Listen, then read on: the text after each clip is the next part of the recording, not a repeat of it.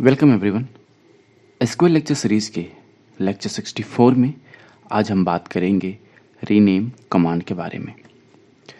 इससे पहले हमने लेक्चर 63 में हमने क्रिएट कमांड के बारे में पढ़ा।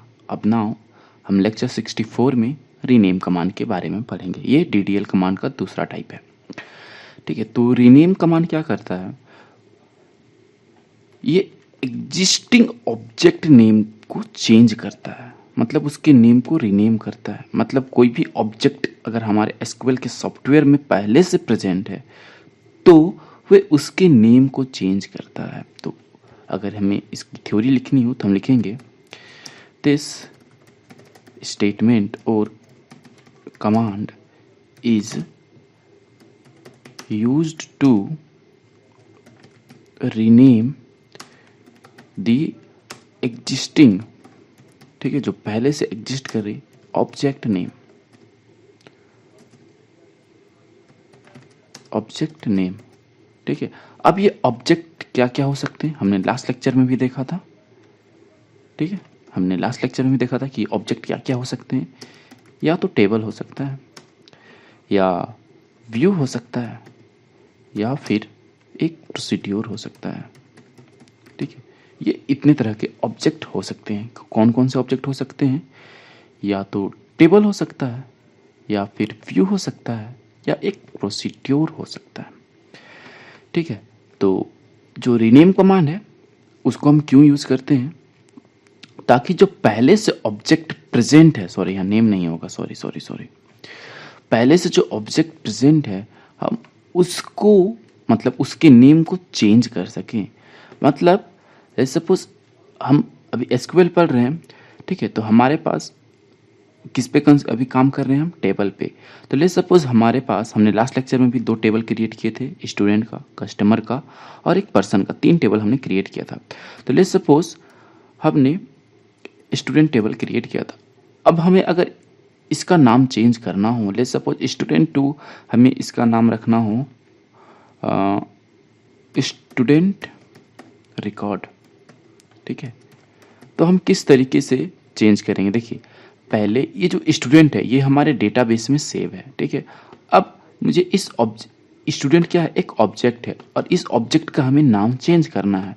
तो हम उस नाम को क्या रखना चाहते हैं? अब हम स्टूडेंट रिकॉर्ड कर रखना चाहते हैं।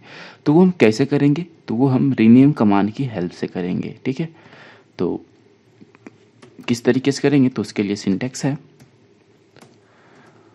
सिंटेक्स है, पहले तो हमें रीनेम कमांड को लिखना पड़ेगा। ठीक है, अब जो एग्जिस्टिंग ऑब्जेक्ट है, मतलब, ठीक है, तो जो करेंट टेबल है, ठीक है, करेंट ऑब्जेक्ट नेम लिखूं या, ठीक है, मैं ऑब्जेक्ट नेम लिखता हूं। ठीक है, करेंट ऑब्जेक्ट नेम, और अगर लिख सकते हैं, या और अभी हम एसक्यूएल का टर्म में बात करें तो हम सिर्फ टेबल को भी कंसीडर करेंगे। तो करेंट टेबल नेम। ठीक है, अब टू एक कीवर्ड है, टू को लिखेंगे। उसके बाद आप कौन सा आप नाम देना चाहते हो, तो आप लिखो new table name, new table name. ठीक है, ये सिंटैक्स हो गई। चलिए अब हम इसे एसक्यूएल के सॉफ्टवेयर में करके देखते हैं। तो हमने लास्ट लेक्चर में स्टूडेंट का, पर्सन का और कस्टमर का टेबल क्रिएट किया था। तो चलिए एसक्यूएल के सॉफ्टवेयर में देखते हैं कि डेटाबेस में कौन कौन से हमारे पास अभी टेबल प्रेजेंट है। तो उसके लिए हम लिखते हैं command select star from, sorry, देखिए, जब भी आपको डेटाबेस में कितने टेबल प्रेजेंट है अगर आपको चेक करना हो तो आप लिखो सेलेक्ट स्टार फ्रॉम टैब। ठीक है, टैब, तो आपको ये जितने टेबल डेटाबेस में होंगे वो शो हो जाएगा। ठीक है, तो देखिए जितने भी टेबल डेटाबेस में हैं वो सारे शो हो जा रहे हैं। ठीक है, टेबल का नेम इधर शो हो रहा है और टेबल का टाइप, ठीक है, कौन सा टाइप का है वो सेव हो जा रहा है। देखिए, हमने लास्ट लेक्चर में स्टूडेंट टेबल क्रिएट किया था, पर्सन टेबल क्रिएट किया था और कस्टमर टेबल क्रिएट किया था। ठीक है, अब हम एक बार क्या करते हैं, स्टूडेंट टेबल का स्ट्रक्चर देखते हैं। तो हमने कोई रिकॉर्ड इसमें डाला नहीं है, तो हम अगर देखना चाहें select star, sorry, from student, तो आप खुद देखो नो रो सिलेक्टेड। ठीक है, अब हम टेबल को डिस्क्राइब कर लेते हैं। DESC student. ओके, नाउ अब देखिए हमारे पास रोल है, नेम है, मार्क्स है, ठीक है, ये स्टूडेंट है। अब हम चाहते हैं इसमें हम स्टूडेंट का नाम चेंज करके हम उसको रखना चाहते हैं, स्टूडेंट रिकॉर्ड करना चाहते हैं, ठीक है। तो कैसे करेंगे, हम सिंटेक्स को फॉलो करेंगे, सिंटेक्स को फॉलो करेंगे। तो सिंटेक्स हमारे पास क्या है, पहले हम तो रीनेम लिखेंगे, ओल्ड टेबल नेम हमारे पास क्या है, हमारे पास स्टूडेंट है, ठीक है, हमारे पास स्टूडेंट टेबल है। तो हम पहले करंट टेबल हमारे पास क्या है, स्टूडेंट टेबल है। टू, अब हम इसे क्या करना चाहते हैं, स्टूडेंट रिकॉर्ड, ठीक है। तो STUDENT ये नाम से चेंज करना चाहते हैं। अब आप देखो, ठीक है, क्या लिखा, टेबल रीनेम, ठीक है। अब हम क्या करते हैं, एक बार स्टूडेंट टेबल को फिर से डिस्क्राइब करते हैं, ठीक है। क्या लिखा, ऑब्जेक्ट स्टूडेंट डजंट एग्जिस्ट, जो मतलब जो स्टूडेंट टाइप का जो ऑब्जेक्ट था वो एग्जिस्ट नहीं करता है। क्यों नहीं करता है, क्योंकि हमने स्टूडेंट का नाम स्टूडेंट रिकॉर्ड कर दिया। आप खुद देखो, student DSC STU student record, ठीक है। अब आप देखो, रोल है, नेम है, मार्क्स है, ठीक है। नाउ ये हो गया। हमने क्या बोला, हमने ये जाना कि जो रीनेम कमांड है वो एग्जिस्टिंग ऑब्जेक्ट के नेम को चेंज करने के लिए यूज होता है। मतलब देखिए, जो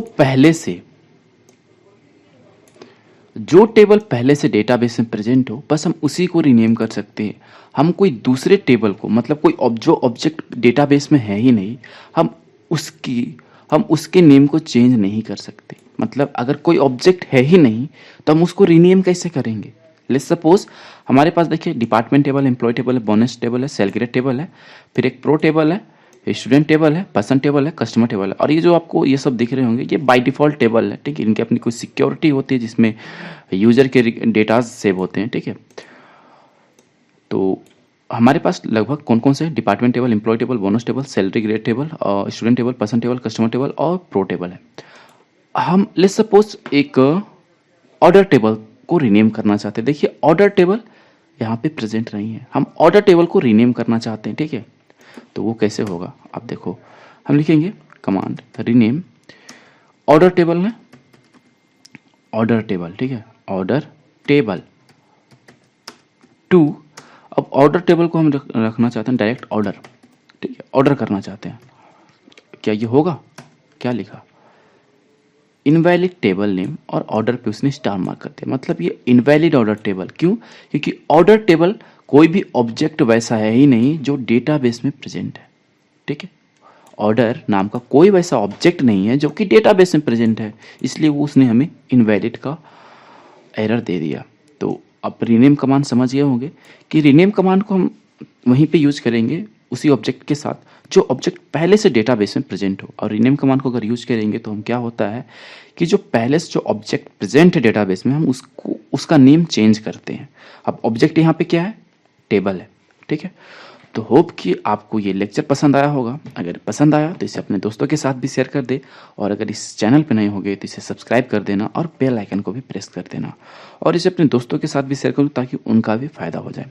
तो चलिए फिर मिलते हैं नेक्स्ट लेक्चर में, तब तक अपना ख्याल रखें, टेक केयर एंड बाय।